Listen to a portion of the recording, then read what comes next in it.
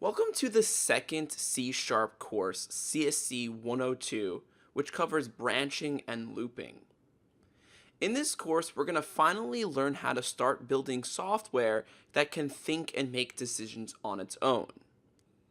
In the previous class, we started talking about bools, and that bools can store true and false values. And throughout this course, we're going to see that that's going to be very important when we start making programs that can ask questions. So we have two objectives for today.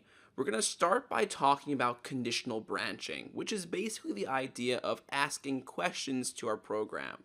For example, if this user types in the correct password, then proceed to the next screen. And then in the second half of the class, we'll introduce loops, which are a way that we can write code that repeats for a certain amount of times. And the reason why that's in this class as well is because the amount of times that a loop repeats is based off of maybe some type of condition. So we're going to get started talking about conditional branching. And like I said, this is the idea of starting to build programs that can think and make decisions based off of some type of condition. So for example, let's say we ask the user to enter in their age. Depending on the value of their age, we could do different things. So we're going to begin with exploring the high-level ideas of conditional branching. And then we'll dive deeper and look at how we can actually implement it using things like if, else, and switch statements. And then finally, we'll start talking about parsing, because we're going to look at how we can receive user input from the console, and that may require a conversion, and we'll talk about that going forward.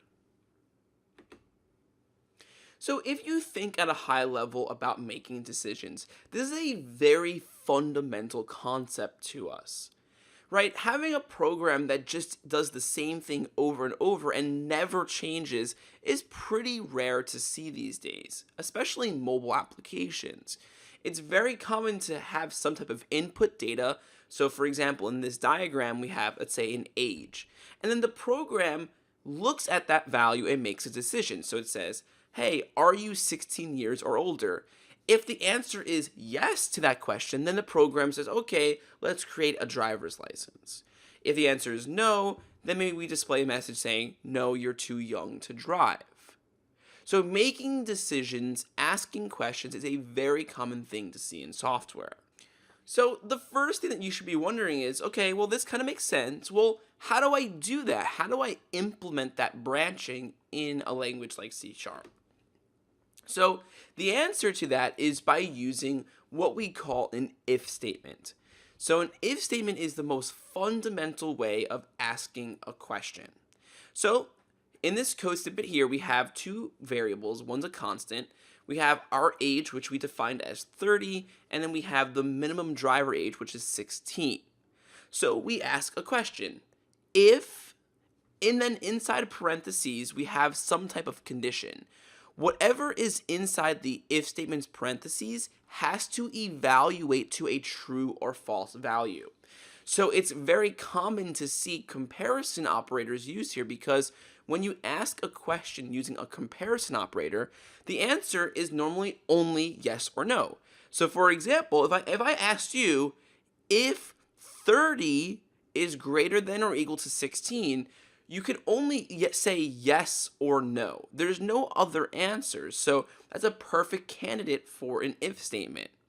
So once again, if 30 is greater than or equal to 16, which is true, then we execute the line of code that directly follows it. So because this if statement evaluates to true, it will print to the console, you can drive. Now, if, let's say, your age was defined as 15, this expression would evaluate to false, which would then make the if statement evaluate to false, which means it would not print you can drive. It will just completely skip over that line and continue on in the code. So as you can see, all of the pieces that we just looked at in that diagram are here. So we have some type of input. We define, in this case, our age. we ask the question, which we use an if statement to do that. And then if it's true, it prints the results.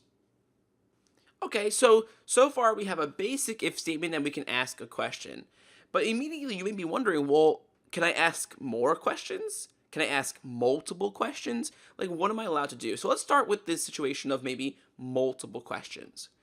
So there's an operator called the logical AND operator, and it's indicated by using the ampersand operator symbol. There's two of them, so these two ampersands.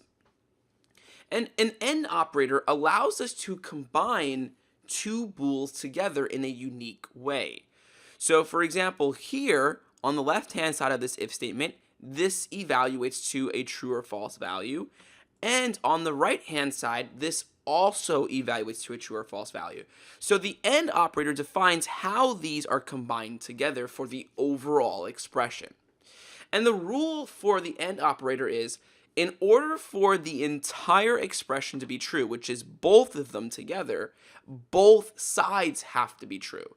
So both the left and right side of this expression have to be true in order for the entire expression to be true. So going through this code, we have int my age equals 25, min age 16, max age 100.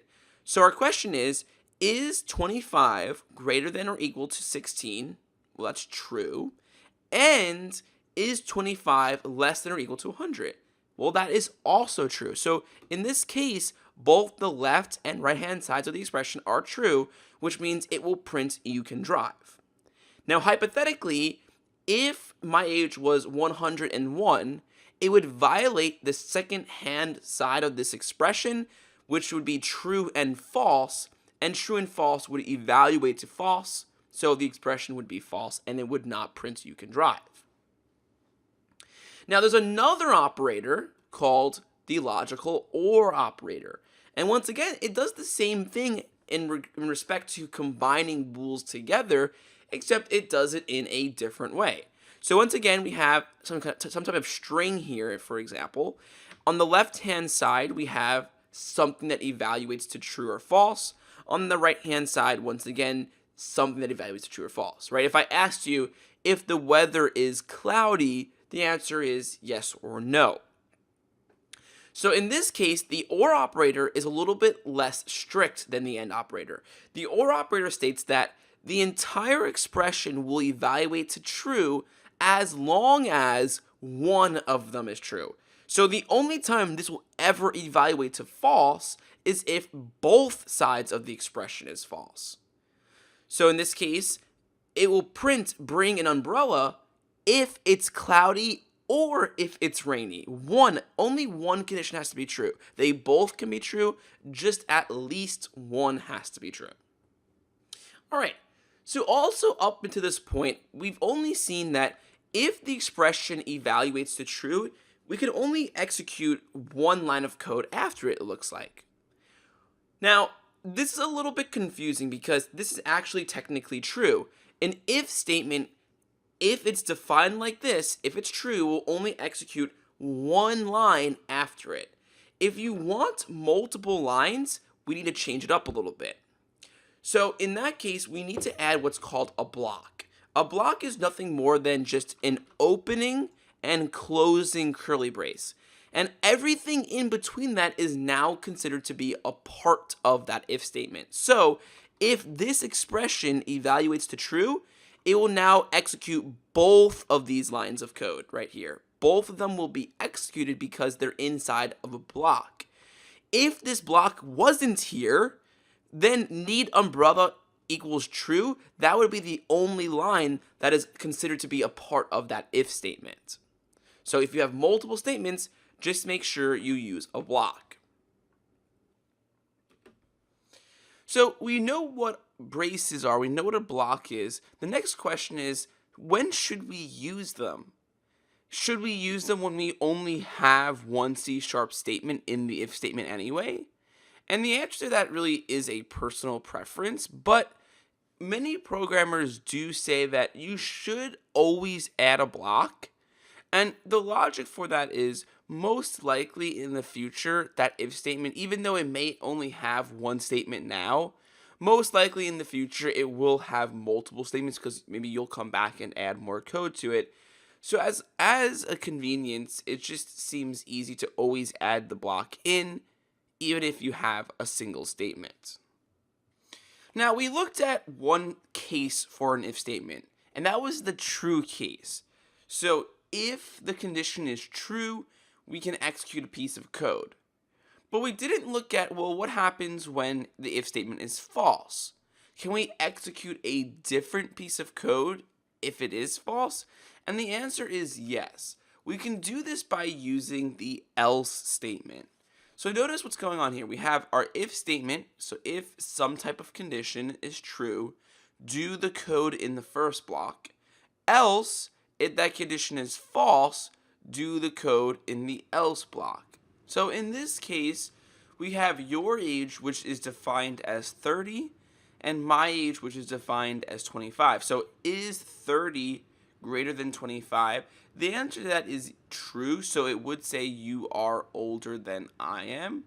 But if that was false, it would have said I'm older than you. Now this leads to another interesting topic, which is nested if statements. So a nested if statement is basically an if statement inside of another if statement. So without even really explaining it, let's kind of just read the code and see what's going on. So we have some type of variable called temperature. In this case, it has some type of value. And I say, if temperature is less than 65, then print wear a coat. However, if temperature is greater than or equal to 65, it would enter the else statement. Once we get into the else statement, we know we're greater than or equal to 65, but we don't know how greater we are. So then we ask another question. We say, if temperature is greater than 90, then we'll say, oh, that's too hot. You should stay inside. And we can keep on asking these questions. We can keep on getting more detailed questions asked to figure out exactly what's going on. So you can nest and nest and nest. Now, this is very convenient, and you'll use this a lot to ask many questions. And there is a shorthand notation for this. So instead of putting the if statement directly into one of these clauses, like the if or the else statements, we can do an else if statement. So in this code, it's the same exact idea. We say if temperature is less than 65, then print wear coat. Then when we say else, we say, okay, well, if it's false, let's ask another question. So we say else, if temperature is greater than 90, then print stay inside. So by saying these if, else if, we can keep on asking more and more specific questions. Now, even with this approach, we can still use a final catch-all else statement. So even if we have if temperature is less than 65, if temperature is greater than 90, at the end we can have else, and the last else will execute if all of the prior if statements were false. So if both of the if statements above the else were false, it would execute it's very pleasant outside. Now, all of the questions that we want to ask can definitely be handled with if-else statements. But sometimes if-else statements can get a little bit ugly when you have a lot of if statements. And a switch statement is another way that we can basically recreate a long set of if-else statements. And it looks a little bit more elegant and a little bit easier to read and understand. So the first thing that I want to say is switch statements in C# currently can only check for exact values. So it's basically a way of replacing an if-else statement if your if conditions are checking for exact values and not greater than or less than. So how a switch statement works is pretty simple. So in this case, we have a variable called answer, and we're switching on it. So we say switch answer. So we're saying, basically, what are the possible values that answer could be equal to? So in the first case, each case, think of it as an if statement. We're saying, if answer is equal to 1, then print the answer was 1. So there's a couple of things going on here. The syntax for case is the case keyword followed by the value of the value that we're switching on, and then a colon. And then inside of the case, we could put all the code that we want to execute for when the value is that number. So in this case, 1. And then we have a break keyword, and we'll get back to what the break means in just a second. Then, as you can see, we have case 2. So we're saying if answer is 2, then print the answer was 2 and break. So that's the basic flow of a switch statement. Now, the break keyword is doing something interesting here. Switch statements support a concept called falling through, which we'll see in just a moment. And the break keyword is basically indicating that this is the end of the case. That case 1, execution stops at that point. So for all cases, you will add in a break unless you're trying to fall through, which we'll talk about in just a second. Now also remember, with if statements, we have that final else statement that will catch everything else if the prior expressions were false. We have the same thing with the switch statement. This is considered to be the default case. So if we add a default case into the switch statement, if all the other cases were false, meaning the answer did not match any of those, then the default case runs and it will do whatever is inside of that. So in this case, it prints the answer was more than 2. Now, like I said, switch statements also support falling through. Falling through is the idea of being able to say if the value is 1 or 2, or if answer is 1, 2, 3, or 4. It's basically a way of being able to add an or statement in. So as you can see, how this works is we have case 1, and there's absolutely no code in case 1. There's no break, and there's no console write line statement. So if the answer is 1, 1 will fall through to 2, and it will execute the code that's inside of 2. The same idea applies here for case 3. If the value is case 3, it will fall through to case 4, and it will execute whatever's in case 4. But there is a gotcha for this, because if you're coming from a different language, you may be thinking that this works a certain way, but it may be different. And it's different in the regard that in C# you can't add any code to the case. So for example, this program would actually not work because case 3 has a line of code and then it tries to fall through to 4. We can't do that in C#. Case 3 would have to be completely empty in order for us to be able to fall through to case 4. Alright, let's go ahead and do a flash quiz.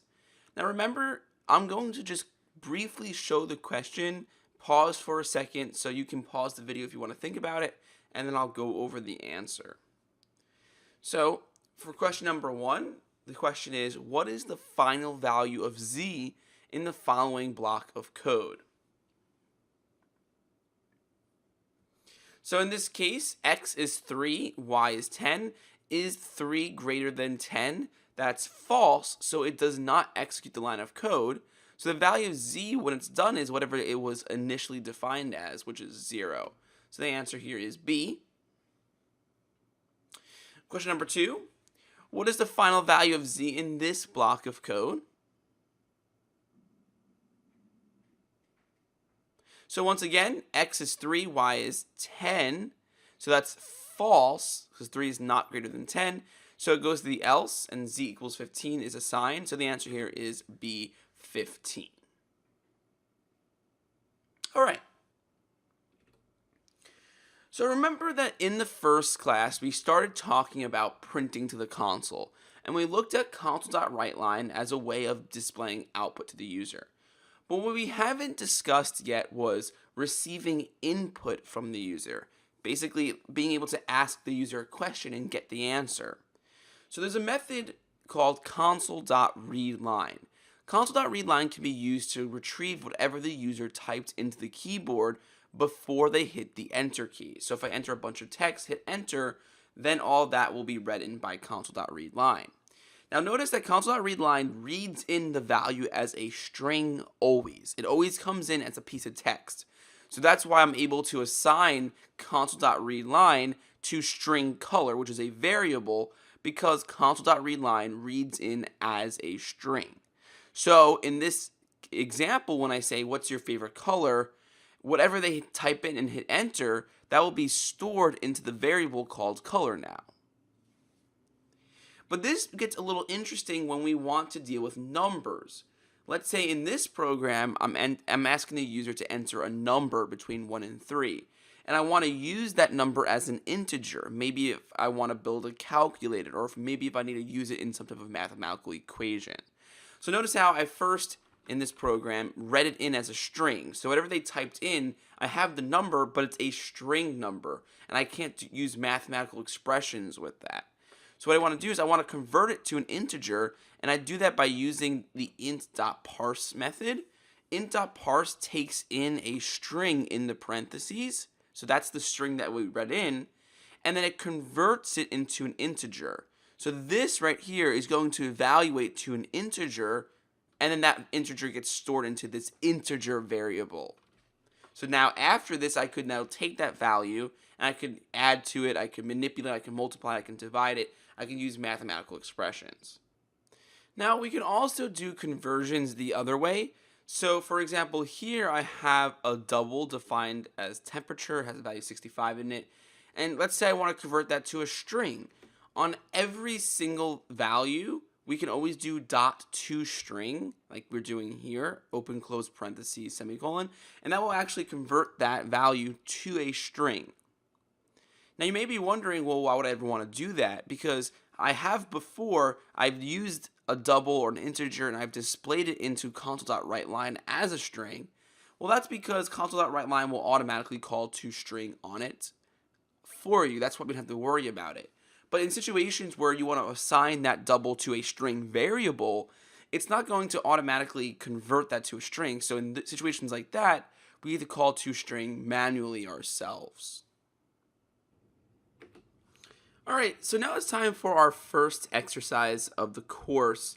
And in this exercise, we're not going to be looking at if statements just quite yet, but instead we're going to look at how we can read an input from the user using console.readLine and try to parse it to an integer. So let's go ahead over to Visual Studio, and let's go ahead and do this together. Alright, so here we are in Visual Studio. And what we're going to do is we're going to start off by creating another console project. So File, New Project. So once again, we're looking for a console application. So under C#, we go to consoleapp.net framework, and let's call this parsing. Go ahead and create that project. So this is going to be a very simple exercise. Our first challenge is we want to just ask the user to enter in their age. So once this loads, we'll go ahead and do a console.writeLine statement. All right, here we are. So inside of main, we're going to get started saying console.writeLine, and we'll say, please enter your age.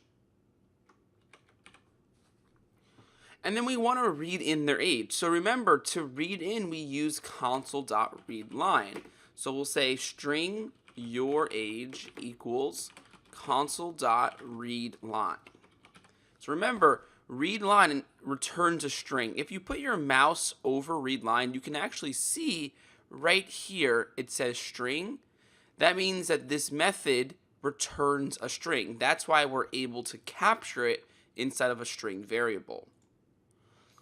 Then we wanted to convert it, just to practice converting. So remember, in order to do a conversion, let's say we want to take this number and convert it to an integer, we use int.parse. And then inside the parentheses, we have to put a string. So if I put your age, this is great. This is going to convert my age into an integer.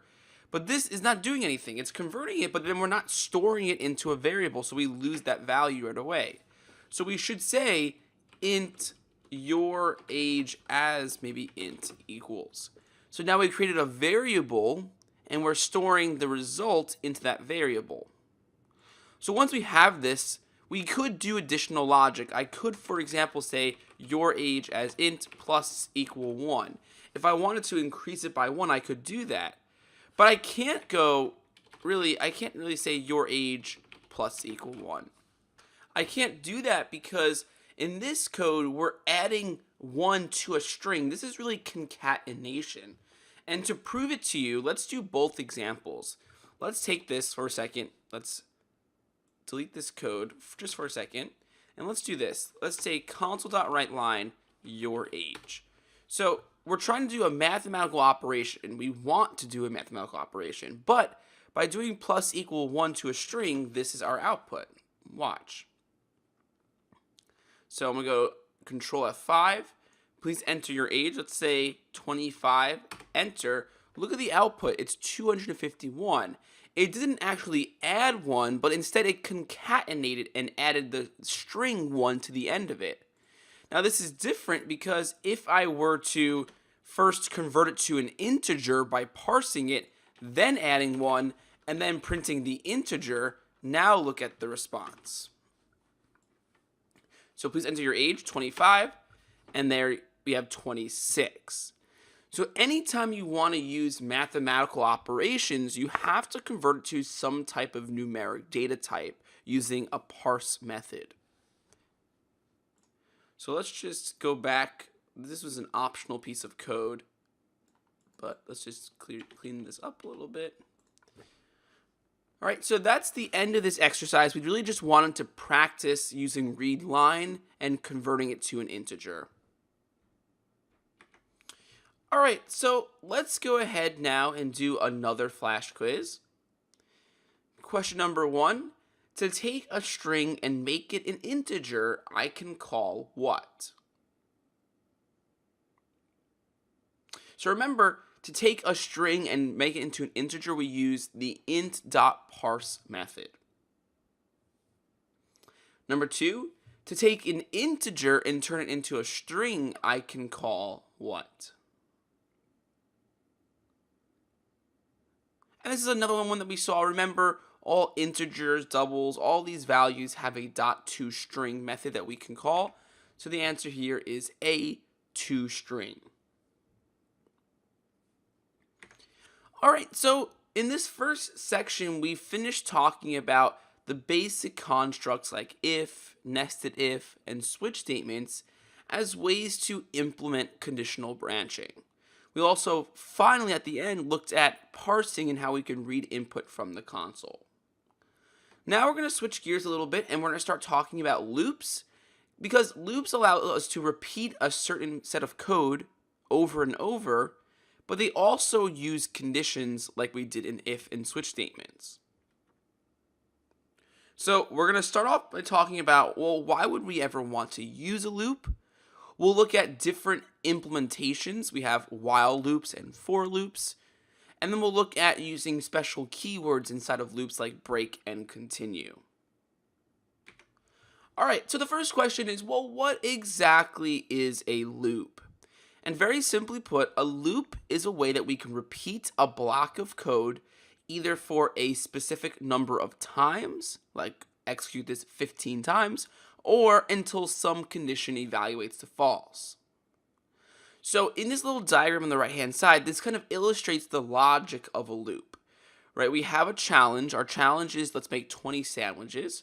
So a computer program would think like this. It starts off making a sandwich and it says, okay, do we have 20 sandwiches now?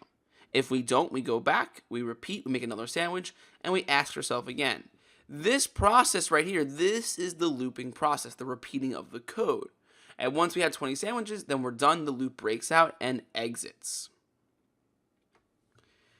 So the first way that we can implement a loop is by using a while loop. And a while loop is very similar looking to an if statement.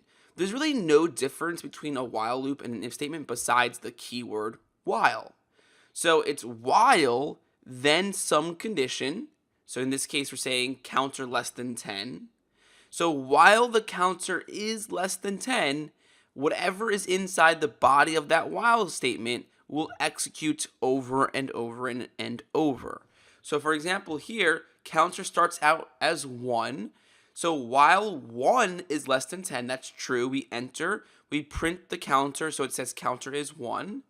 Then we increment counter. So counter goes to 2. We come back around. Is 2 less than 10? Yes. Okay, print 2. Is 3 less than 10? 4 less than 10? 5, 6, 7, 8, 9. It goes to 9. Is 9 less than 10? Yes. That's why we print counter is 9. But then counter goes to 10. Is 10 less than 10? No, it's not. We break out and we do not print the 10 line because it violates the condition.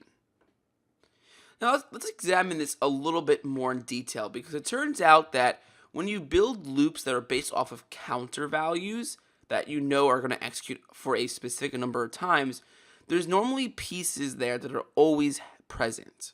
First, we start off with the initialize counter. This is what's basically creating the counter. Then we have the condition, what's testing it. We execute some statements, and then we modify the counter. These 4 things are mostly always present. Number 4 is the most important, because if you can imagine a situation where counter plus plus wasn't there, that would be what we call an infinite loop. Because if counter plus plus wasn't there, counter would be 1, and it would always be 1.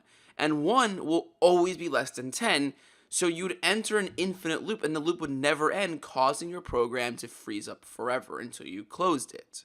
So the modify counter statement is very important in loops that are based off of counters.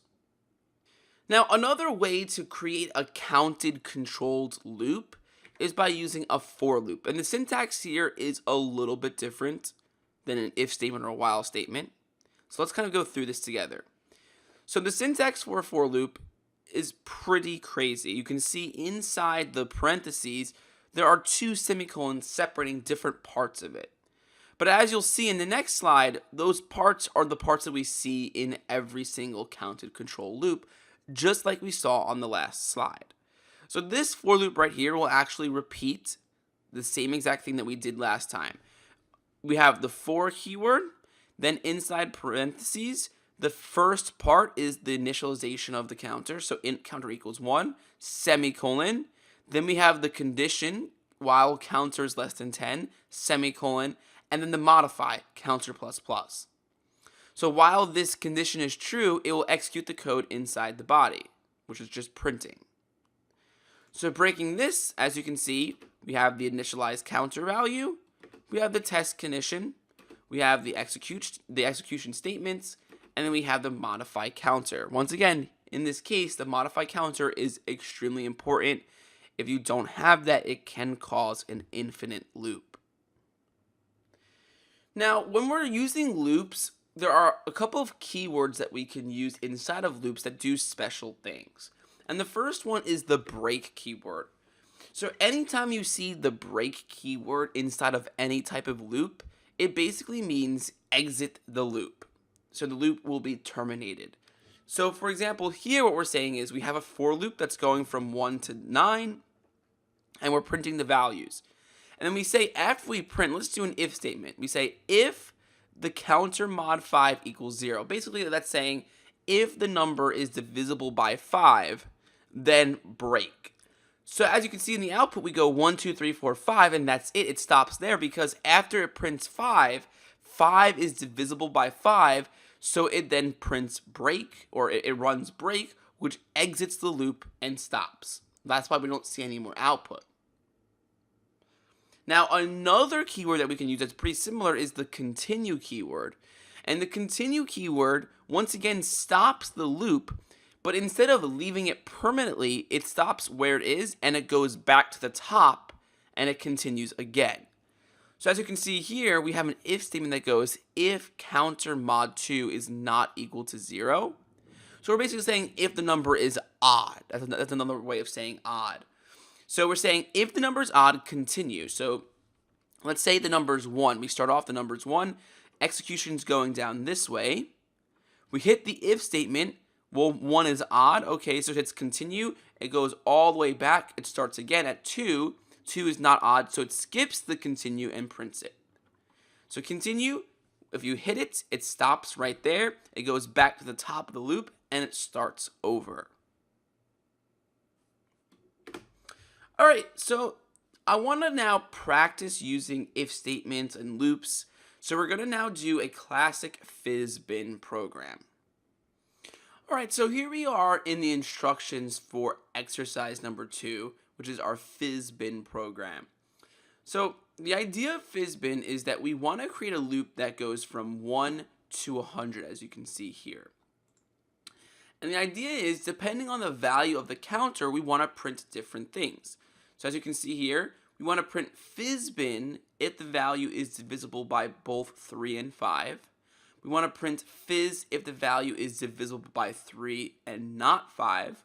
And bin if the value is divisible by 5 but not 3. And then we want to print the value itself if it's not divisible by 3 or 5. So that's why in the sample output we see 1, 2, because 1 and 2 are not divisible by 3 or 5. And then we hit 3, which is fizz, 4, bin, fizz, 7, 8. And finally, when we get to 15, 15 is the first fizzbin because 15 is divisible by 3 and 5. So the steps are here if you want to do this on your own, but we're going to do this together. So I'm going to jump over back to Visual Studio and we're going to create the fizzbin program. Alright, so here we are in Visual Studio. Once again, let's do a File, New Project. And we're going to call this project fizzbin. And hit OK. So our first challenge in this exercise is to print the numbers between 1 and 100 without even adding in any special if statements yet. So we need to do that by creating a loop, and we're going to use a for loop here. So remember, the syntax for a for loop is the for keyword, and then in parentheses we have different conditions. So the first set is creating the counter. So we'll say int I equals 1. So in this case, we're just calling our counter I, but you could call it whatever you want. Then semicolon. Then we want to say, okay, well, how long will this loop last? Well, we want while I is less than or equal to 100, because we want to go up to 100.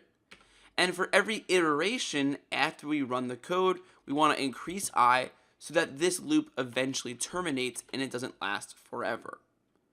So we've created our loop.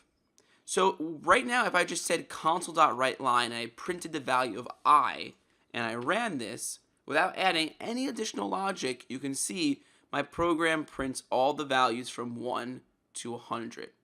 So as you can see, loops are extremely powerful if you can manipulate them correctly. So now we have that.